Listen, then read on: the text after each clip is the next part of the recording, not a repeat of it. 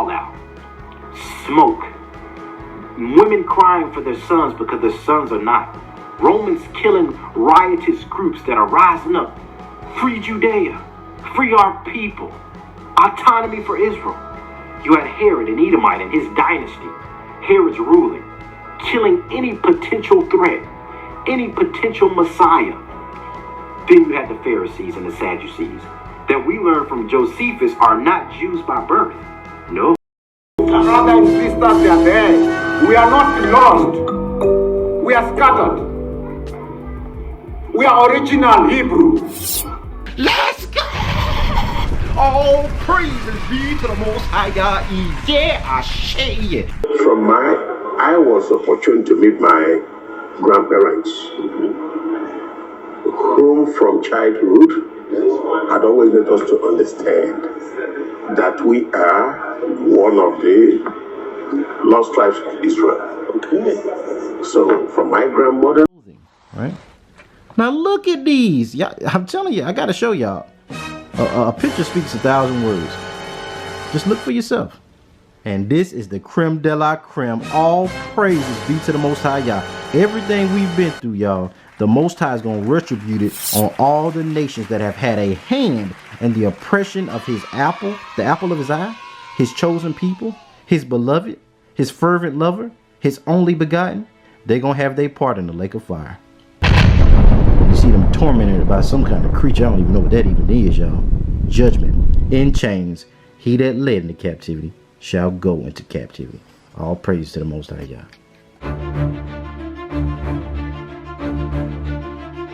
What's up, Zion Dynasty? This is your favorite dreaded Israelite, the man, the myth, and the legend, Mr. JB Zion. Y'all already know what time it is. Show me some love, and welcome back to the channel. Welcome back to Zion Dynasty. About to hit y'all with another whoop banger. All glory, honor, dominion, power, majesty, world without end, to the mighty one of Jacob, the holy one of Yasharal, the redeemer of the children of Zion, the resurrector of the seed of Israel. Oh my goodness, the resurrector of the dry bones of Ezekiel, the restorer of his favorite family, the Most High Yahweh, Bahashim Yahweh Shai. All glory and honor to the Most High Yah. And first I gotta say peace, love, blessings, and Israelite power, world without end. To all of my Israelite brothers and sisters, all my Israelite kings and queens, I could not do this. Well, I love y'all. When I tell y'all I wake up just to do this work for y'all, the so-called Crayola color black, 2 continents slap, all my Israelite brothers and sisters. The Most High has not forgot. Y'all mean everything to me, Shawnee D. Y'all keep a boy on 10. I wake up and I'll be like, I gotta get this lesson out. I gotta get this lesson out. I love each and every one of y'all. Y'all are the greatest family. We taking over in this thing for the kingdom. We're resurrecting y'all's family. Despite all the trolls and the doubters and Satan and the nations and Esau and all of their tactics and schemes. Let's see what the Israelite talking about. Well, you know, Israel done away with, you know, whosoever will, let them come. Hey, yo, y'all Israel now. Oh, y'all black folks, so y'all Jews, we was kings. Oh, y'all think y'all is Jews now, you Jewish? And legalism and, yeah, these Israelites trying to turn us back to the law of Moses. And yeah, neither Jew nor Greek, world without end, that don't matter. Just talking about whosoever will call upon the name of Christ will be saved. For God so loved the world. Well, JB, we ain't saying he didn't came, we just saying he was rainbow. He came for all colors. Don't nobody really know what he looked like. They saying, well, you can't use Deuteronomy 28. Even though it says we're going to go into a country as swift as the eagle flies. Oh no, you can't use that. Even though it says we're going to have a yoke of iron around our neck, you can't use that. That's been fulfilled. Even though it says you're going to go into slavery again on slave cargo ships, oh, that's already been fulfilled. And I'm like, Negro. The Most High said, I ain't forgot. Yes! The Most High ain't forgot about his people, his elect that he chose from the foundation of the earth. And I love y'all. I start preaching, y'all. We could not do this without y'all. Y'all mean everything to this work, to us getting this gospel, the gospel of the kingdom, the gospel of the restoration of Yah's people, getting this message out to all of our people. Those that are asleep, those that are lost in the matrix of Christianity and the mark of the beast, we're waking up Zion, resurrecting that nation, because we going back to the land, y'all. Them UFOs on site. them UFOs on site. Let's go. But not just y'all. I gotta say peace, love, blessings, and Israelite power to all the sojourners of Zion, all the cleavers to Jacob, all those Gentiles that got that Rahab the harlot type of faith. They got that Syrophoenician type faith. They said we just want crumbs from what y'all got coming for y'all. We just want to be a part of it. Shout out to each and every one of y'all. We could not do this work without y'all as well. And while I love each and every one of y'all, I know a lot of Israel be coming against, well, you know, they're going to be doing this, that. We cannot do this without even the nations. Understand, even when Daniel was in Babylon, he had favor with the sons of men, with the heathen, with Nebuchadnezzar, and with the Most High Yah. So we thank each and every Gentile that's sojourning with our people. We could not do this without y'all. So y'all, we about to hit this thing, y'all. We about to go in. This is going to be action-packed. I'm going in. I know that this is so-called Resurrection Sunday. Y'all got to deal with this thing. I mean, let's just talk a little bit. First of all, we know that Yahushua did not resurrect on Sunday. I just got to tell y'all. So family, when you understand the laws, the statutes, the culture of the Israelites, it helps you harmonize what was going on. During the time of Yeshua would have died historically on Passover. We see this in scripture that as Passover began, that Christ during that feast day, he was crucified. Now, if you understand Israelite customs, you understand that any high holy day is also considered a Sabbath, a high Sabbath. Why do I bring this up? Because during that AD 32-33 time period, so we see, family, that during this time period in history, when Christ would have been crucified on Passover, this day would have fallen on Wednesday. Why is this important? So Christ was crucified on a Sabbath or a high Sabbath, which is Passover, which would have been Wednesday on that time period. And 3 days later, Thursday, Friday, Saturday would have also been the Sabbath, which is the weekly Sabbath. Why is this so important? It harmonizes the scriptures. It harmonizes Matthew 28 verses 1 and 2, and also Mark chapter 16 verses 1 and 2 as well. That what is happening is long after the Sabbath, long after Christ was crucified on Passover, that on the early morning of the Sabbath, the weekly Sabbath, which would have been 3 days later, Christ resurrected. Why do I go through all of this? Because understanding the Hebraic culture, the Hebraic understanding, gives you an entirely different understanding of the scriptures. That Christ's resurrection would have been on the Sabbath, right? So the entire misconception that we worship on Sunday because that's when Christ resurrected. We don't worship the sun and the Sunday, and that Sunday is the new Sabbath because that's Christ's resurrection, and it does away with Saturday being the weekly Sabbath. All of that foolishness is based on not understanding the nuances of the text, the cultural context of the terminology of the Israelite people, that Saturday is the Sabbath, but any high holy day is a Sabbath. Christ died as that sacrificial lamb on Passover when he was crucified, which historically would have been Wednesday when Christ was crucified. 3 days later would have been Saturday, which is the weekly Sabbath.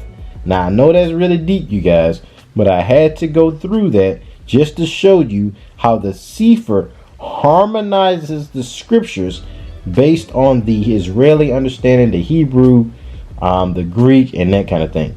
We done that on the Resurrection Sunday video. Y'all check that out. On the demonic origins of Easter, check that out.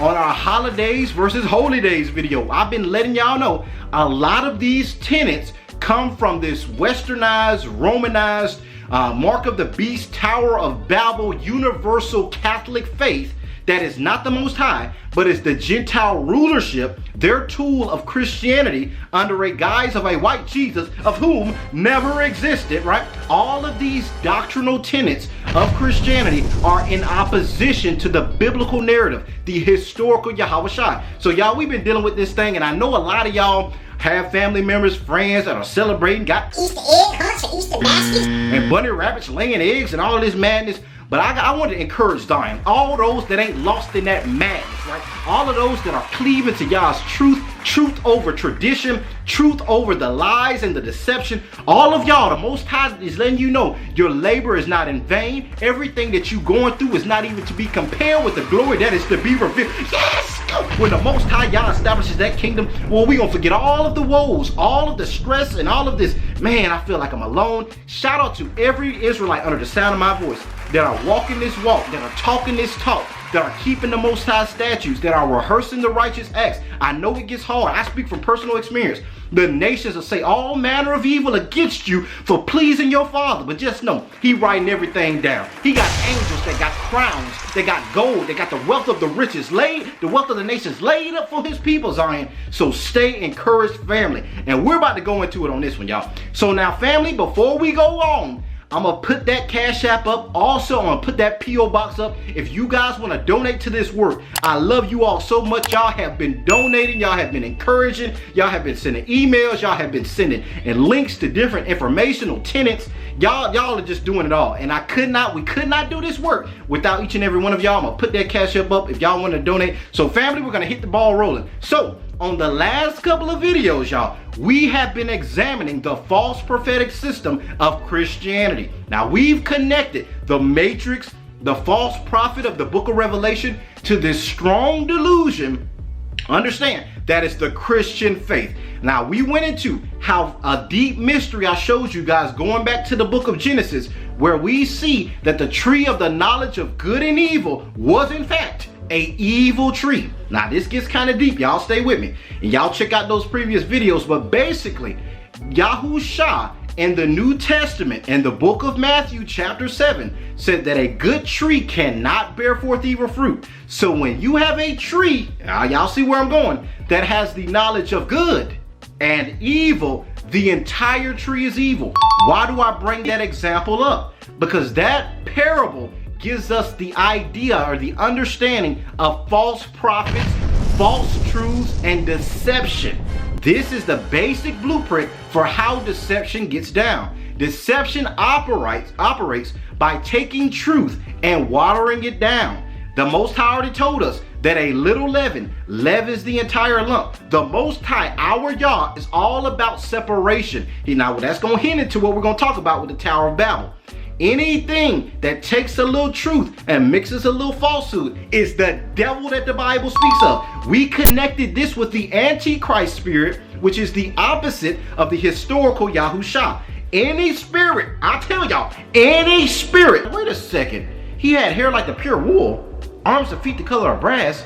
He was sent to save his people Israel, to get them back to the land they've been carried into captivity. It frees our people by knowing the truth of who that man is. And that's the red people that denies the way the Father chose to send His Son is the devil that the Bible speaks of. We talked about this. We went to the book of 1 John chapter 4 verse 3 that says that any spirit that denies Yahushua came in the flesh is the spirit of Antichrist. We looked at Yahushua himself in John chapter 7, where he talks about that he that believes on me, out of his belly shall come forth rivers of living water. Now, to precept that, when you go to John chapter 4, a couple of chapters earlier, he told the Samaritan woman at the well, he said that if you knew who I was, you would ask a drink of me, and I would give you waters where you thirst not. Waters springing up into everlasting life. So now when you go back to John chapter 7, when he says, if you believe on me, out of your belly shall come forth rivers of living water,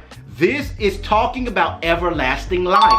That means to believe on Yahushua in his entirety, the way the scriptures have said, is the only way that one receives everlasting life. Oh, it's getting deep. I got to deal with it. So a lot of our family, a lot of our friends, a lot of those caught up in Christianity, they do not believe in the historical narrative, the exact precise way that the Father sent his Son, they have not received Yahusha according to the scriptures. They have not received Yahusha according to the scriptures. And any spirit that denies that he came in the flesh. Oh, JB, but we ain't saying that he ain't came in the flesh. We just saying he was rainbow. We don't know what color he was. He was olive. Any spirit that denies the exact way he came, with the woolly hair, with the bronze skin, with the head, with the hands and the feet the color of brass, as if it burned in a furnace, that he came for his people Israel. He came to restore the 12 tribes. He came to regather the lost sheep. Any spirit that denies the way the Father sent. Y'all gotta understand, the Most High had prophecies to fulfill. And a lot of Roman Catholicism, a lot of these modern denominations seek to alter the message of the historical gospel. I just got to tell y'all, there was a reason why the Most High paid attention to every detail, every aspect of the way he sent his Son. Let's deal with this Immaculate Conception real quick. Oh my, I got to deal with it. I got to deal with it.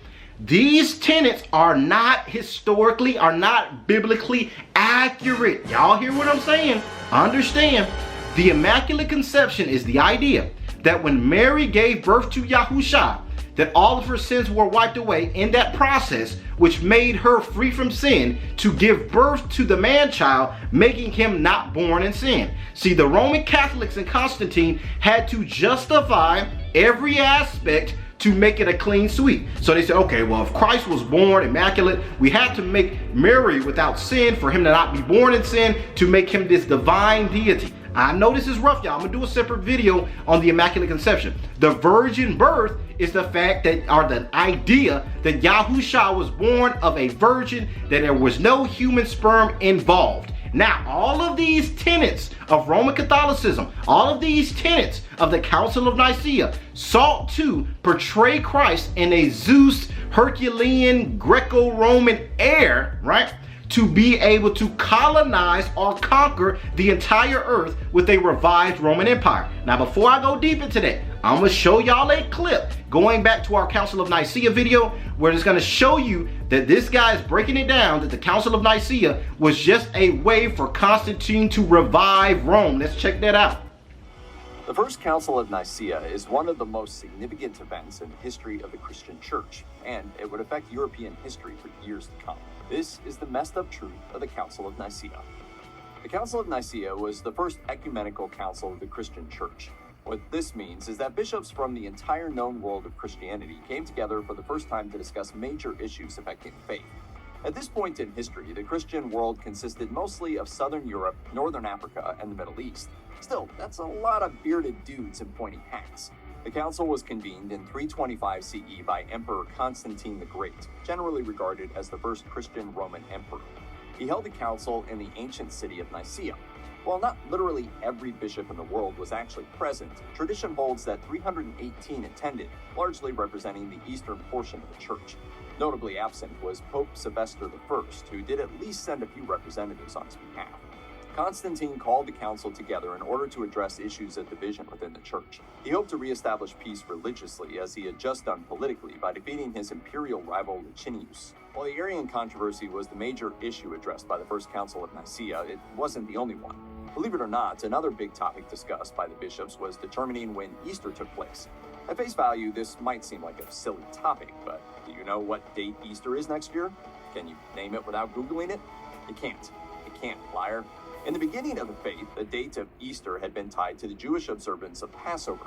However, the bishops of Nicaea didn't want their holy day to be beholden to a Jewish holiday because, anti-Semitism. So while the church had originally held Easter on the Sunday nearest Passover, or even on Passover, the new rule was that Easter had to be held on a Sunday and could not be on Passover. So the attendees settled on the most logical solution. Easter would be held each year on the first Sunday after the first full moon after the vernal equinox. You're not wrong if you're thinking that sounds more like some sort of Wiccan business than Orthodox Christianity, but here we are. The process commonly repeated factoid about Constantine the Great was that he was the first Christian emperor of the Roman Empire. Constantine is well known for his dream-inspired conversion in which a Christian symbol led him to victory in battle. Following that came the Edict of Milan, which made Christianity legal within the Roman Empire. This rule led to the building of some of the most famous churches in the world, including St. Peter's Basilica and the Hagia Sophia. Constantine also, of course, convened and oversaw the First Council of Nicaea, a pivotal moment in Christian history. However, by the time of the council, Constantine hadn't even been baptized. This, despite his professed conversion following his prophetic dream some 13 years prior. Constantine would not, in fact, be baptized until he lay on his deathbed in 337 CE, believing it was best to be forgiven of his sins as emperor all at once. There is actually a great deal of evidence that suggests that for most of his life, Constantine worshipped the sun. The Arch of Constantine, a triumphal monument that stands to this day, was built after his official conversion but bears no symbols of Christianity. It doesn't even have the Cairo symbol to which he attributed his famous victory. Instead, only tributes to the god of the sun can be seen. It's more than likely that Constantine didn't truly care about the theology of the Council of Nicaea. He only sought peace. Now, family, I know this is a lot. Now let me go back to this Immaculate Conception. The Bible tells us in detail, I'm going to do a separate video, that Christ, the Messiah, had to come through a specific lineage in order to redeem Israel. It was all going back to the law of sacrifice. Now, this is going to be a little nugget for y'all. So basically, if Yahushua, let's entertain that he came immaculate, that he was born of a virgin, let's entertain that. Then Christ would have took upon himself the nature of angels. Understand, his nature would not have been akin to the nature of the people that he sent to redeem. This is all spiritual legality. This is the courtroom of heaven. Everything had to be fulfilled in a precise way. Let me give you an example. During the time of atonement under the Levitical priesthood, they would take, say for example, one lamb, and they would take another lamb, and they would take the sin off one, and they would confirm it on the other one through the high priest placing his hand on one, and they would chop off the head of the other one, take that blood and put it upon the other one, right? And they would let that one run free. This is a principle of a just scale, an equal balance. The Most High is holy. An unjust scale is an abomination to the Most High. Why do I bring that up? Because how can a lamb take away the sin of a grown man that, say, goes out and commits murder? It's an unequal balance, because that animal is not made in the likeness of the Most High with his reasoning capabilities to be able to choose at a high capacity. So the man is worth more than the goat, is what I'm saying. There had to be a man made in the image of the people given the covenant. Hence Hebrews chapter 9 verse 15, and y'all take notes, this is a lot, that Yahushua came to redeem them that were under the law. So he had to be made under the law, the seed of a woman, the exact image of the people he's coming to redeem. Had he come any other way, you could always say, well, you know, Christ's different from us. You know, Christ walked on water. Christ was immaculate. He was born of a virgin. He's the son of the living God. We can't do what he did. Now y'all see how this is chess, not checkers. The Roman council sought to meticulously create a narrative that disenfranchises Israel from returning back to the law, statutes, and commandments. Let me go a little bit further. I showed y'all in the book of Ezra that he calls Israel his fervent lover, his only begotten. Oh, JP, you going in. Yahushua was not the only begotten. Now I gotta deal with it. Not the only begotten in terms of being different from what Israel was meant to be. I got to tell y'all. I already showed y'all how Job in the book of Job chapter 1 verse 1 was said to be perfect. Not just that, but we looked at Luke chapter 1 verses 5 through 6. How Zechariah the high priest and his wife Elizabeth were blameless in terms of the commandments of the Most High, without spot, without wrinkle. So what am I saying? Yahushua was the way, the truth, and the life, and the standard by which the goal of Torah that every Israelite in faith of him should strive to accomplish. We see this in the book of Revelation, that the great red dragon, Edomite, America, Christianity, the false prophet, all seek to wage war against the woman who is Israel, those that keep the laws, statutes, and commandments. Oh my God, let's go in the faith of Yahushua. The Roman council, all it was meant to do was to separate us from our birthright, to separate the man-child from the womb of the woman by which that gave him life. It was to tell our people, man, y'all can't do what Christ did, even though Peter walked on water. I showed y'all the scripture. We were meant to glean from our Mashiach, to glean from our master, to glean from our Lord and big brother. The way he lived was an example. He said, if you come to follow me, take up your cross and follow after me. Everything he did was an example, family. He was not the only begotten in terms of an exclusivity. He was the only begotten because he was born of the seed of Israel. He had to come through that specific lineage to be able to redeem us. Had he come immaculate or born of a virgin, we could always defer to, oh, Christ's different from us. He ain't the same as us. That does not detract from his divinity. Understand, we see throughout the scriptures that Israel walked in a power that we in captivity cannot fathom. We saw Elisha, when that man was cutting down the tree, he swung back and the axe went into the river. Elisha came up and said, come here. And the axe head swam to him. That thing, I'm talking about the iron was swimming to Elisha the prophet. Y'all gotta read the scripture. Moses, we already know what Moses did. Moshe Hanavi rose up a rod and made the whole creation. I'm talking about the fish didn't even try to go across the dry land. They stayed like an aquarium on one side to the other. Oh my God, this is the power that the Most High made a covenant with Zion. We already see the prophet Daniel went in the lion's dens and the lion said, real, recognize real. We see the Lion of Judah. We ain't gonna touch that, brother. Creation bowed down to Zion. The animals knew the place of Israel. They already knew who we were, the sons of the Most High God. We were the gods of this earth. What happened? The Most High divorced us for a season, a legal separation by which Yeshua took the blood of his immunity and applied it to his community to restore the covenant that we saw in Jeremiah 31. We saw that in Hebrews 8:8. Oh, Jeremiah 31:31. Hebrews 8:8. That behold, in those days I will make a new covenant with the house of Israel and the house of Judah. So any spirit that tries to tell us that Yahusha is different from us, oh yeah, he white, you know, y'all ain't even the Israelites. You know, okay, they're the Israelites. So all this Harvard, Oxford, Cambridge, okay, we'll give y'all that y'all are Israelites.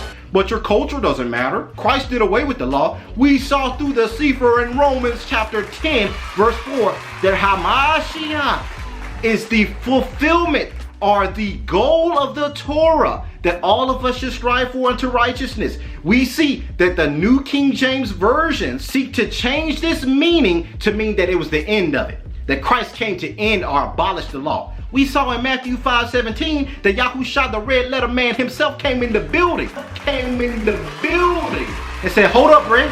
I ain't come to do away with the law or the Torah or the prophets, but to fulfill it in myself and thereby be an example unto my people on the way that they should live, by giving them of the Ruach HaKadosh, that they might live after the spirit that rose me from the grave, that they might follow my example and live it the way I show them how. That's the gospel, family.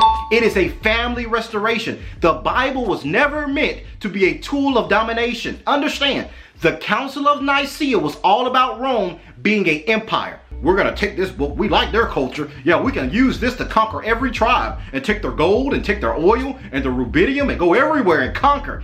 Israel, understand, the Bible is a history book, is a family heirloom, is a family heritage for one family. The Most High is not about mixture. Even in your garments, the Most High said, I don't even want cotton with silk. I want to separate the holy from the unholy. I want to separate the different trees in the garden. I want to separate the animals, the clean from the unclean. I want to separate the people of whom I have chosen from the other seed of Adam. That's in 2nd Ezra's, family. So the Most High is all about organizing the families of the earth, using Israel as an example, not to go out and mix with all the other nations. Y'all do what I told y'all to do, and let the nations do what I commanded them to do, because I only chose one family to live Torah the way that I chose y'all to do it. Now, when you see Americans, when you see Europeans, when you see Esau come to try to dominate the earth and go into every tribe and say, you will worship white Jesus. Every nation of the earth will be a Christian nation as we define it. Anybody else is a terrorist group. When you see that, that's an ancient Babylonian spirit. So now understand, for Esau's plan, his strategy of domination to exist, we cannot persist. That means we saw in the book of the Legends of the Jews that Rebecca would give birth to two world ideologies. One would be Solomon, the builder of the temple, the resurrector of the Most High's way of life, Torah, and that kind of thing. The other child, right? The other child, Esau, would give birth to Vespasian, who would destroy the temple and rule the earth after a critical race, theory-based, selfish agenda of conquering and conquest. These world ideologies would conflict, but they could not exist at the same time. That means when Esau is on top, our family system of if Big Mama had sugar, Aunt Sally had Kool-Aid, the whole village drunk a glass, that social community loving aspect cannot exist at the same time capitalism can exist. They're two different worldviews, family. That's why they had to get Zion out the way. They had to send us into captivity. Now I'm gonna show y'all a clip. I'm gonna show y'all a clip of this Roman agenda, how Willie Lynch, COINTELPRO, all of this was to keep our people out of the way after a Roman example, so that this conquering Tower of Babylon mindset can exist. Let's check those clips out. All of this was out of fear of a black Messiah. Now I'm gonna show you a clip from this book. Now y'all gotta get this book if you don't got it. Malcolm X, the FBI found. We see the purpose of COINTELPRO. Now let's put it on the screen. It says to prevent the rise of a black Messiah that could unify, electrify all black power groups together with one heartbeat. Y'all gotta hear me. And cause a true black revolution. When they say black revolution, they talking about the kingdom. Let's go! But they don't know that they ain't gonna be able to stop it. World without end. Let's read. So I am here to help you solve some of your problems with slaves. Your invitation reached me on my modest plantation in the West Indies. So this brother was out the nation. I think that's the Caribbean, right? Where I have experimented with some of the newest and still the oldest methods of control of slaves. Ancient Rome would envy us if my program is implemented. Y'all got to understand the prophecies in Obadiah. We looked at the history of Esau, where in the history of Esau we dealt with America being Babylon the Great. We dealt with America being connected with Edom. And Obadiah, the Bible prophesies how Esau would dwell in the clefts of the rock. They would exalt themselves as an eagle. They would set their nest in the stars. We looked at Daniel talking about this fourth beast that was connected to Rome with the iron teeth. He doesn't give us an animal, but then we look at Ezra in 2nd Ezra, where he sees the eagle come out the sea. We know this is what Daniel saw, because in Revelation 13, he sees a beast come out the sea. So Daniel sees this fourth beast that's terrible. Revelation 13 says the beast comes out the sea, and Ezra says it's an eagle beast that comes out the sea. All praises. So in the Willie Lynch letter, he said that our forefathers, y'all better talk, ancient Rome would envy us with the tactics and the techniques that I'm about to implement. So family, now we talked about, I know this is a lot of information, y'all take notes. So Constantine was all about dominating the earth, reviving Rome. We see America, that second beast that revived Renaissance Roman Empire, comes to do the same thing, but they had to get Zion out the way because the Legends of the Jews says they both can't exist together. These two worlds, wink wink, that means John 3:16 is not talking about everybody on earth being saved. That's not the Hebraic mindset. The Most High calls Israel a world in themselves, right?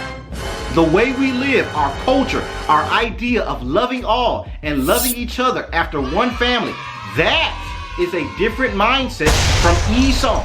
Esau is that last ruling empire we saw in 2nd Ezra, the end of the world. Jacob being the beginning, that next world to exist, right? So they had to do away with Zion. The Willie Lynch letter, COINTELPRO, White Jesus, all of these were trying to get us out of the way so that nations can exalt themselves, the European nations can exalt themselves and rule in the age of the Gentiles, family. Now, let's go back to Babylon. All of this is a Babylonian mindset. The Most High is not about everybody being equal. I'm gonna show y'all. The Most High is not about taking everybody and mixing them together in a melting pot. That does not come from the Most High. That is the revived Tower of Babel. We saw that the beginning is the end and the end is the beginning. Understand that that statue that Daniel had was really a Babylonian image, because as a man thinks in his heart, so is he. And the head with the brain was gold, which symbolized Nebuchadnezzar. Y'all take notes now. This is in Daniel chapter 1 verse and chapter 2, where that head of gold represents the Babylonian Empire. The fourth beast, or the four beasts that Daniel saw, is the same as that statue. And the first animal was a lion with eagle's wings. That means that he's Aleph Tav, or he's Alpha and Omega of the Gentile rulership. He's a lion, but he has eagle wings, which represents the last aspect of Babylon.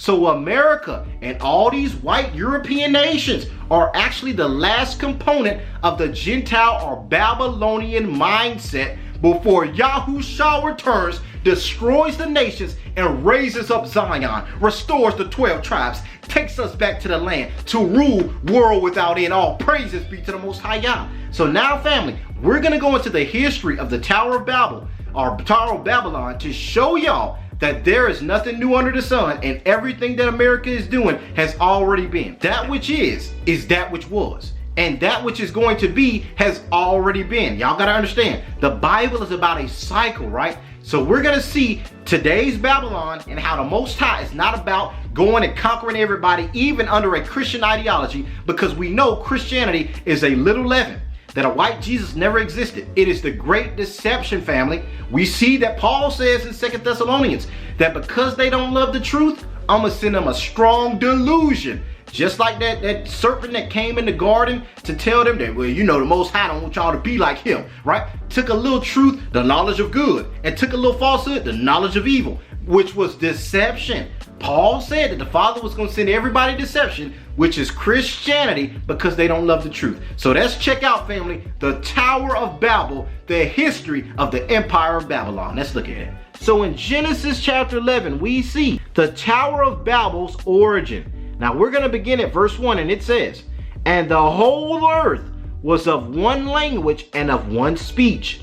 And it came to pass, as they journeyed from the east, that they found a plain in the land of Shinar, and they dwelt there. And they said one to another, Go to, let us make brick, and burn them thoroughly. And they had brick for stone, and slime had they for mortar." Now, y'all, we're going to deal with this a little bit. I'm going to take it slow with this. So you see, the entire people of the earth were unified under ancient Babylon. America and this last 10 market companies of the iron mixed with clay, legs and feet of the statue of Daniel is the end of Babylon. Now, let me explain that for you. When Daniel in chapter 2 interpreted the vision for King Nebuchadnezzar, where he saw this statue with a head of gold, arms and a torso of silver, abdomen of brass, thighs or legs, and feet mixed with iron, or the feet were mixed iron with clay, and the legs were iron. This entire statue represents Babylon, or the Gentile nation rulerships, starting with ancient Babylon, going to the Medes and the Persians, going to the Greeks, going to the Romans, and the Renaissance of the Romans, the rebirth of the Romans under Roman Catholicism, and 325 AD with Constantine I, which is this Christian European Roman rulership of today. But the whole statue is synonymous with Babylon. Why do I say that? The scriptures give us a clue. The scripture says in the book of Psalms that as a man thinks in his heart, so is he. The head of gold on the statue is where the brain is. I'm gonna drop a nugget for y'all. Y'all write this down. When Daniel took that statue and saw another vision in Daniel chapter 7 of the four beasts represent the statue. Now, why is that important? Because that first beast was a lion with eagle's wings. Now, we know in the book of Revelation that Yahushua says that he is Alpha and Omega, Aleph Tav, the beginning and the end of the age. He also says, I am he that was alive and was dead, and behold, is alive forevermore. Why is that powerful? Because he was alive as the black Judean. He was dead as white Jesus, and will return as the black Messiah. That's prophetic. Now, the Gentiles have a similar structure. The lion with eagle's wings represents the Babylonian head of gold statue component. Now, y'all stay with me. So the head of gold on the statue that Daniel saw is that lion with eagle's wings. Why is this important? Because the lion has eagle's wings, because the lion is Alpha and Omega of the Gentile rulership. The Gentiles seeking to exalt themselves as a ruling class, started with Babylon and will end with Babylon. Genesis 11, the law first mentions, shows you a unified nation, a unified global system, a world order of Babylon that the Most High said, I don't want no parts of it. He destroys that mug, y'all watch this, scatters the people, we're going to read it, and chooses one lineage to establish his government. We see this in the book of Daniel, that Nebuchadnezzar was that head of gold. The Babylonian Empire was the beginning, but it also is the end. That's why the lion has eagle's wings, because the eagle is the end of the world, the last remnant of that Babylonian Gentile rulership before the black Messiah for the black so-called African people, the Israelites, Zion, return back to our promised land and rule the earth world without end. Understand? So the beginning shows you the ending. Solomon said this in Ecclesiastes, that there is nothing new under the sun. That which was is that which shall be, and that which is has already been. It's a cycle. If y'all seen the Netflix series about Dark, where it shows this family lineage going through this cycle, right? Where they're trying to break out of it. It's prophetic, y'all. Now, it's kind of deep, so I wouldn't recommend it if you got to kind of take some notes to that thing, right? But it shows us a principle that the beginning shows the end. That the way Yahusha was when he lived as a black Judean is the way he's coming back. But the way the Gentiles ruled from the beginning in ancient Babylon under Nimrod is the same concept. So let's keep reading. Now in verse 3 it says, and they said one to another, go to and let us make brick and burn them thoroughly. And they had brick for stone, and slime they had for mortar. Now you see this contrary ideology where you see a war between man's ingenuity, right? Now I'll check this, with the brick instead of stone, and the slime instead of mortar, to also symbolize man's ingenuity versus the Most High Yah's natural order. So you can already see that ancient Babylon was seeking to exalt themselves instead of the Most High Yah. We see that they had this ingenuity, just like America has her technology, has her cunning, right? All her advancements, all her achievements, her nuclear war instruments, right? All of this is to exalt themselves as the power. Ancient Babylon had that same spirit of we don't need the Most High, we are the Most High. Let's keep reading.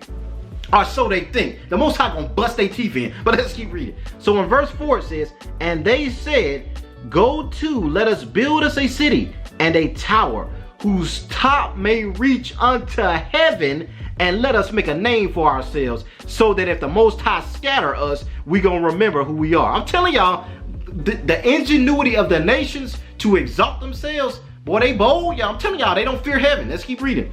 Verse 5 says, and the Most High Yah said, let me come down to see the city and the tower, which the children of men have builded. And the Most High Yah says, behold, this people is one, and they have all one language, and this is what they're trying to do. And now nothing will be restrained from them, which they have imagined to do. Now, y'all got that. Now, let's see what the Most High deals with this. Let's see verse 7. Go to and let us go down, and there confound their language, and they may not understand one another's speech. So the Most High Yah scattered them abroad from there upon the face of all the earth, and they left off to build the city. Therefore is the name of it called Babel, because the Most High Yah did there babble their language, or confound their language of all the earth, and from thence did the Most High Yah scatter them abroad upon the face of all the earth. All praises be to the Most High Yah for the reading of the word. Now let's break this thing down. Christians teach that hand in hand, you know, the will of the Father is to unify everybody under the gospel. Y'all gotta understand, this has been done before. The Most High has never been about hand in hand, everybody coming together. Y'all see what I'm saying now? Because we see with the Tower of Babel that they all had one language, they were unified, they were on one accord, and the Most High said, nah, I don't like this.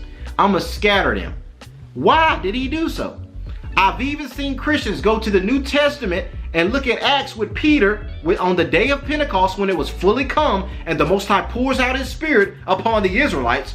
But the Christians interpret that as everybody, and then they unify all the people, and yes, it's a one world, everybody hand in hand in Christ. That is white Jesus. That's the synagogue of Satan, and that's the massive deception. That's why Israelites teach a family message. The Most High is only concerned about Israel. Does that mean that the nations are doomed? No, that means that they're saved. Because through a family message, it's what's going to combat this critical race, theory-based society that we live in. America has duped the entire earth to think that, oh, assimilation is going to help everybody. When they're on top, the 1% have more money than the 99, right? And their capitalistic society is about haves, have-nots, privilege, our people at the bottom. So they deceive you to think that we're a God-fearing Christian country. Everybody come together in this melting pot, this iron mixed with clay. Now Daniel shows us that it wasn't gonna mix. Woo-hoo-hoo, because it's deception. It has you think that to unify means everybody come together. No, the Most High says, I want this family, I want this nation. There's a certain number, 70, completion of nations that the Most High has ordained to have Israel set apart. The nations, their number based on the bounds of heaven. That's why the Most High abhors a census. He judged David for that thing. America is smooth, y'all. They count the people every year to make sure when you fill out what your race is and you got your social security number that is really just a business ID to log you into the system of the beast. Y'all better understand. They trick you to think that, oh, everybody, God, we love everybody. We give everybody equal opportunity. We know they do not practice this in their policy. And we also know on every application, you got to put your race on that thing. And every year they take a census to number and manage the nations of the earth, the people, and to keep their people on top. I'm trying to tell y'all, Babylon ain't smooth. The Most High knows they're trying to rule. That's all they're trying to do. So the Most High says, I have an order. I have a people that are going to be the ruling people. They're going to stay with their people. They're going to be in their land. The Most High gave land. He gave territory to the people. He gave Ham his land. He gave Shem his land. He gave Japheth his land. It was the white folks that came and started taking people's borders. We got to tell the truth. This channel is about truth, y'all. The New World Order is, okay, y'all Negroes trying to be free. Okay, y'all waking up. The Most High about to take y'all back to Zion. But we got a plot of our scheme. We got artificial intelligence. Y'all, this stuff is crazy. We don't have to pay their pension. We don't have to pay their retirement. We don't have to do none of that. We don't have to worry about, oh, slave labor laws and unions. And we got to treat them decently. You know, they're human beings. They're robots. They don't need to eat. They don't need no lunch break. They don't need no breakfast. I'm telling y'all, this stuff is crazy. The nations are planning to replace the slave vacuum of our people that are about to be going about this mug. They're about to recreate that under this machine empire, this last battle of Babylonian, America, European ingenuity against the Most High Yah, Israel, and their national community. Y'all better hear me. They are creating a system to war against the natural order of the Most High Yah. Man and woman. We already see this with America. Their LGBT agenda, their science over the natural herbs, their GMOs instead of the natural berries and fruits. We already see that America is the antithesis with their white Jesus and commercialized critical race theory-based hatred society versus Yahusha, the children of Israel, a loving, unified, living off the herbs, living off the land, taking care of one another after a family, not exploiting one another to keep the wealth at the 1%. I got to deal with it, y'all. I'm telling y'all, the Most High has uncovered the skirt of Babylon and seen her secret parts, that she is the whore that rides the beast. I got to keep it straight with y'all, because these nations will have our people think that it's wrong for us to come together, to love one another, to know our history, to try to go back to our land. Y'all took us from Africa, brought us over here in chains, and never gave us reparations. I'm hearing Ukrainian talks of reparations. This is Babylon trying to keep Negroes the way they are, because that's the way this country was founded, right? Like I told y'all, after the critical race theory. 1619, Nicole Hannah-Jones argues should be the actual foundation of the nation of America. Woo-hoo-hoo. And she called a lot of flack for that thing, y'all. I'm telling you. She says instead of 1776 marking the birth of America, it should be the day that they took slaves. Because without our people, this country wouldn't be what it is. In every act of advancement of America, there has been the exploitation and the backwardsness of our people. Our people, without us picking that cotton, would not have led to the agricultural boom necessary for the Industrial Revolution. The cotton gin and all of that stuff was to be able to take the labor that we set up for this nation and them to be able to monopolize that thing. big business and all of America becoming this superpower was when you got 300 to 400 years of chattel slavery for free. You don't have to pay these folks. You have doctrine that says they're less than human, right? You have all of this, so of course you're gonna be a superpower. The bones cry from the ground. The Most High hears the blood of alligator bait Negroes. I'm telling you, he ain't forgot. The nations might think they forgot. They might try to turn the chapter of the book of that novel. They might try to do away with the whole printing press that prints the book of truth. But the Most High says, every time I got my word, I'm going to uncover the nations and the sin that they have perpetuated against my people. Their blood cries unto the ground. It cries out of the ground into the ears of the Most High Yah. And he got to judge these nations, family. So now we see these nations are thinking that they're going to fight against heaven by creating an artificial army. We saw this in the Matrix movie where they had a machine empire. Now let's keep going, y'all. So in Genesis 11, we see in verse 10 that right after the Most High Yah scatters these people for the Tower of Babel, he says, these are the generations of Shem. Oh my God! Shem was 100 years old and begot Arphaxad 2 years after the flood. So we see a transition. That right after the Most High brings Babylon down, he says, now let me show you the lineage of my chosen. He says, I'm going to raise up Shem. And in Genesis chapter 12, he chooses Abraham and his seed Isaac and his seed Jacob to establish the world, the nation of Israel. Now, let's see the new Babylon. Now, this is how Babylon started. We see that reach a peak under Nebuchadnezzar. Now we're going to look at America, this artificial intelligence army, this last ruling empire. We're going to look at that. Let's check it out. So in Revelation chapter 17, we see that the angel tells John, he says, and there came one of the 7 angels, which had 7 vials, and talked with me, saying unto me, come thither, and I will show unto thee the judgment of the great whore that sits upon many waters. Now, y'all, we broke that down. We said that America's policies, the Statue of Liberty whore of Babylon with the red dress in the Matrix movie, that America has policy that reaches many waters. That even though she's based in America, her policy, her fornication, her doctrine covers the whole earth. This is that last Babylon. We're going to read it. So in verse 2 it says, with whom the kings of the earth have committed fornication. Tribes have forsaken their people to come into covenant with this woman. Different nations have been subdued because of this woman. And the inhabitants of the earth have been made drunk with the wine of her fornication, with the policy that she offers them to drink and give to their people. So he carried me away in the spirit into the wilderness, and I saw a woman sit upon a red scarlet colored beast. Now this goes back to Edom, full of names of blasphemy, having 7 heads and 10 horns.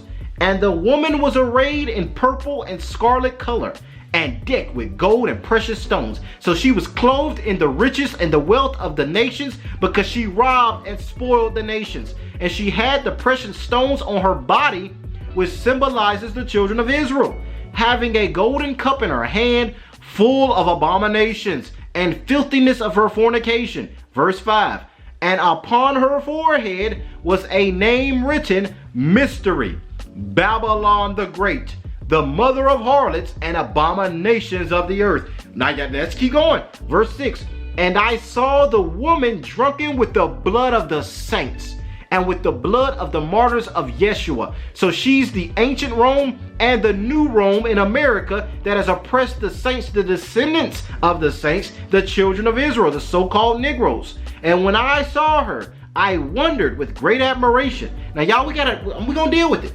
So America has committed whoredom with all the rulers of the earth. She destabilizes countries by raising up one people and lowering another people, by going into countries and setting up puppet leaders that betray the true and sincere interests of the people that they are sent to serve. We got to deal with this. But not just that, the whore is called Babylon the Great. This is that second Babylon. We see the first one in Genesis 11. They try to unify the earth under this image, just like this Babylon unifies the whole earth under the cross, under white Jesus, right? And we also see that this new Babylon has the blood of the saints in her cup.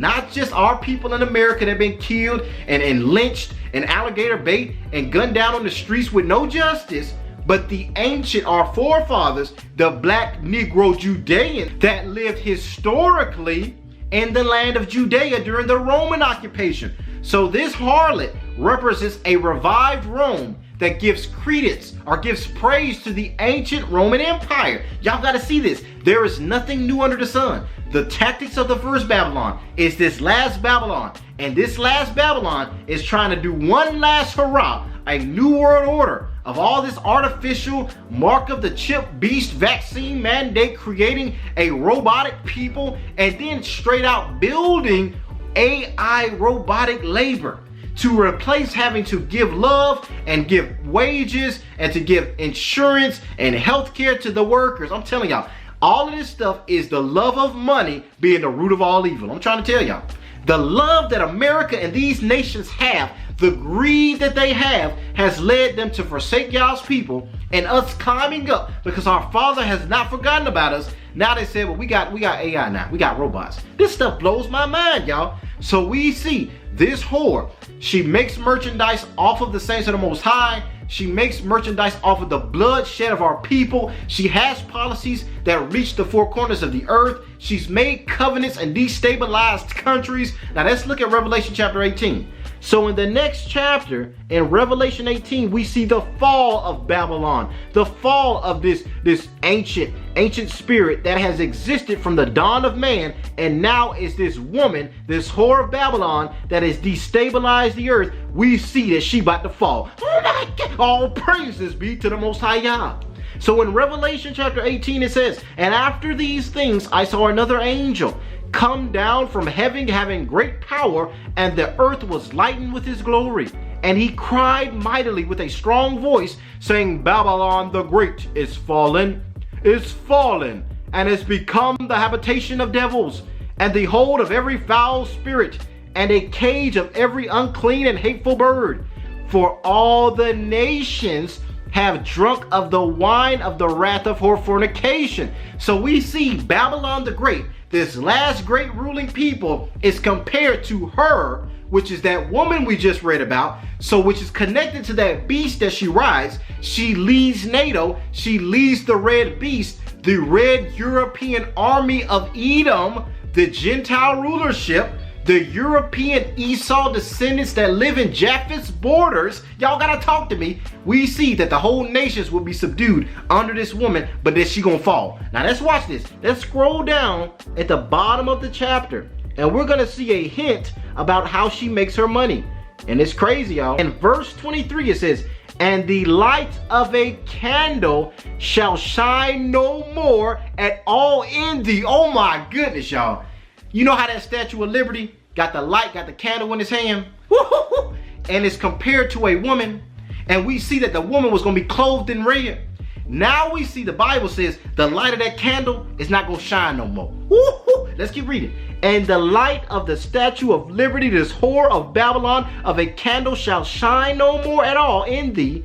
And the voice of the bridegroom and the bride shall be heard no more at all in thee. All that rejoicing, all y'all just rejoicing over what you done to the people and enslaved y'all's people. For thy merchants were the great men of the earth, for by their sorceries were all nations deceived. Now y'all, this gets into a lot of stuff. GMO, this gets into a lot of stuff, because when you look at that sorceries in the Greek, it's pharmakeia. Woo-hoo-hoo. Now that gets real deep, y'all, because it goes into their pharmaceutical drugs, dumbing down and trying to destabilize the minds of the people. A lot of treachery. Now let's look at this. Now y'all, I did not show you this part of the chapter. Let's scroll back up, because we read about these merchants. They're gonna be sad and all these things. Let's look at verse 10. Verse 10 says, standing afar off for the fear of her torment, saying, alas, alas, that great American city Babylon, that mighty city, in 1 hour is your judgment come. And the merchants of the earth gonna cry. All these wicked politicians and these Europeans that have made money through America and the stock exchange and all this madness, they shall weep and mourn for America's judgment. They shall mourn for the daughter of Babylon, for no man is gonna buy her merchandise anymore. The dollar and all that's gonna come to an end. the merchandise of gold and silver and precious stones, and of pearls and fine linen, and purple and silk and scarlet, and all Thailand wood, and all manner vessels of ivory, and all manner vessels of precious wood, and of brass, and of iron, and of marble. Verse 13. And cinnamon, and odors, and ointments, and frankincense, and wine, and oil, and fine flour, and wheat. America had all this stuff. And beasts, and sheep, and horses, and chariots, and a spaceport. And what else? And slaves, and the souls of men. Woo-hoo-hoo. Y'all, this stuff is powerful. Not just is it saying that America would have all this wealth, Babylon made all this wealth, but they would also have slaves. Now, we already know what our people went through.